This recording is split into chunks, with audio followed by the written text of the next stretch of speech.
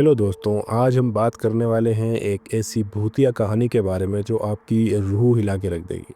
आज की कहानी है संदीप के बारे में। संदीप एक सेल्समैन होता है। वो मुंबई के किसी ऑफिस के अंदर अपना काम करता है। हर रोज़ की तरह वो जून 2024 की एक शाम को ऑफिस से बाहर निकलता है। उसका काम आज बहुत देर तक चला था। वो लगभग शाम के 7 बजे तक उसका काम ख़त्म करके वहाँ से बाहर निकलता है। वो मुंबई में रहता है, इसलिए वहाँ से लोकल ट्रेन्स में सफ़र करना इजी मानता है। वो हमेशा की तरह मेट्रो लेकर डीएन नगर पहुँचा। वहाँ से लोकल ट्रेन पकड़कर अंधेरी स्टेशन उतरा ताकि बईदर जा सके। लेकिन अंधेरी स्टेशन हमेशा की तरह भीड़ भाड़ से भरा हुआ था। धक्का मुक्की हो रही थी, चिल्लाहट और लोग भाग दौड़ कर रहे थे। सब कुछ वैसे ही जैसा कि वहाँ पर आमतौर पर होता है। संदीप वैसे भी थका हुआ था, ऊपर से उसको हल्का बुखार सा भी फील हो रहा था। उसे लगा इतनी भीड़ में ट्रेन पकड़ने से अच्छा है थोड़ा आराम कर लूँ प्लेटफॉर्म पर बैठकर, बाद में ट्रेन ले लूँगा। तो प्लेटफॉर्म पर लगी एक बेंच पर बैठ गया और बैठते ही उसकी आंख लग गई।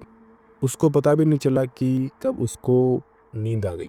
जब की नींद खुली तो उसने हैरानी से देखा कि पूरा स्टेशन खाली पड़ा हुआ है। अंदर स्टेशन जैसी जगह जहाँ हर वक्त भीड़ होती है, वहाँ एक भी इंसान नहीं था। उसने घड़ी के अंदर टाइम देखा तो उसको पता चला कि रात के करीब 1:30 बज गए हैं। और उसको पता है कि मुंबई लोकल की आखिरी ट्रेन भी लगभग इसी टाइम निकलती है। मतलब अब सुबह 4 बजे तक कोई भी ट्रेन नहीं थी। संदीप सोचता है कि फ़ोन की बैटरी भी ख़त्म है, पैसे भी इतने नहीं है उसके पास कि वो कोई कैब कर सके वहाँ से। तो सोचता है कि 4 बजे तक मैं यहीं पर रुक जाता हूँ, प्लेटफॉर्म पर वेट करता हूँ, थोड़ा सो भी लूँगा और जब मॉर्निंग की ट्रेन पकड़ के वो घर पे चला जाएगा। बेंच पर बैठा ये सोच रहा था, उसे अचानक लगा कि उसे पीछे से कोई घूर रहा है। उसने पलट कर देखा तो पीछे कोई भी नहीं था। थोड़ी देर बाद उसको फिर वही एहसास हुआ।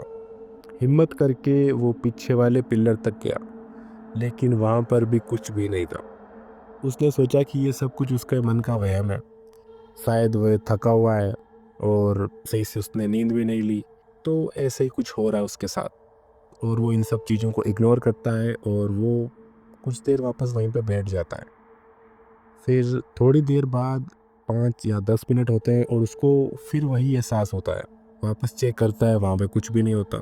ऐसा उसके साथ करीब 5 से 10 बार हो चुका था, लेकिन वो इसके ऊपर बहुत ज़्यादा गौर नहीं करता है और इस बात को बिल्कुल लाइटली लेता है। उसने चैन की सांस ली और वापस बैठ गया। जैसे ही उसने जोर से पलटा पीछे देखा तो उसका दिल जोर जोर से धड़कने लग गया, क्योंकि प्लेटफॉर्म पर अब 3 आदमी बैठे हुए थे। वे लोग बिना हिले डुले ट्रेन के ट्रैक की तरफ देख रहे थे, मानो कि उनका कुछ सामान गिर गया वहाँ पर। संदीप उनको देख के थोड़ा सा घूर के देख रहा था कि वो लोग आखिर देख किस चीज़ को रहे हैं। संदीप को अजीब सा डर लगा। वो उससे दूर जाकर एक कोने के पत्थर की सीट पर जाकर लेट गया। फिर आंख बंद करने की कोशिश की। उसने सोचा कि अगर वो थोड़ी देर और सो जाएगा तो उनका उस चीज़ पे ध्यान नहीं लगेगा, जिससे सुबह तक वो नींद ले लेगा और जब सुबह होगी तो वो ट्रेन पकड़ के अपने घर निकल जाएगा। कुछ देर बाद उनकी रोने और चिल्लाने में उनकी आवाज़ बदल गई। जो 3 आदमी वहाँ पर बैठे हुए थे और उनकी स्टेशन के ऊपर उनकी चीखें गूंज रही थी। संदीप समझ गया कि ये लोग सामान्य लोग नहीं हैं। उसका दिल धड़कता रहा, लेकिन वो डर के मारे चुपचाप लेटा रहा। उसने जरा सा भी हिलने डुलने की कोशिश नहीं की। उसको लग रहा था कि अगर वो हिला डुला या फिर उन आदमियों के पास गया तो वो उसको कुछ नुकसान पहुंचा सकते हैं। लेकिन संदीप मन के अंदर इतना तो समझ ही गया था कि ये लोग नॉर्मल इंसान तो नहीं है। उसका दिल भी धड़क रहा था और वो डर भी रहा था। अचानक उसने फील किया कि उसके पैरों को किसी ने छुआ है। उसने आंख खोली तो वो कोई भी नहीं था और वो वापस लेट जाता है। अपनी आंखें बंद करने की कोशिश करता है, लेकिन कुछ देर बाद उसको सेम एहसास फिर होता है। ऐसा लगता है कि किसी ने उसके पैरों को छुआ है।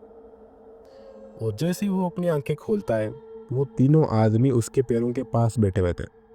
तीनों संदीप को देखकर मुस्कुरा रहे थे। उनमें से एक बंदा बोलता है मराठी के अंदर, तू पण मरणार आहेस ना? मतलब तू भी मरने वाला है ना? ये सोच सुनते ही संदीप थोड़ा घबरा जाता है। संदीप डर के मारे जोर से उठता है और वहीं से भागने लगता है, अपना सामान पीछे छोड़ के वहीं टेबल के पास, और वो दूर भागने लगता है। वो टिकट काउंटर की तरफ भागता है, तभी पीछे से आवाज़ आती है। फिर वही मराठी में बंदा बोलता है, तू पण मरणार आहेस ना? बता ना, तू भी मरेगा ना? उसने फिर पीछे मुड़कर देखा, वो तीनों उसकी तरफ आ रहे थे धीरे धीरे। उनमें से एक बोलता है, आजा हमारे पास। हम सिर्फ मुर्दे हैं, तुझे कुछ भी नहीं करेंगे। ये सुनकर संदीप के हाथ पैर फूल गए। उसने हनुमान चालीसा पढ़नी स्टार्ट करी और फिर आगे भागता रहा।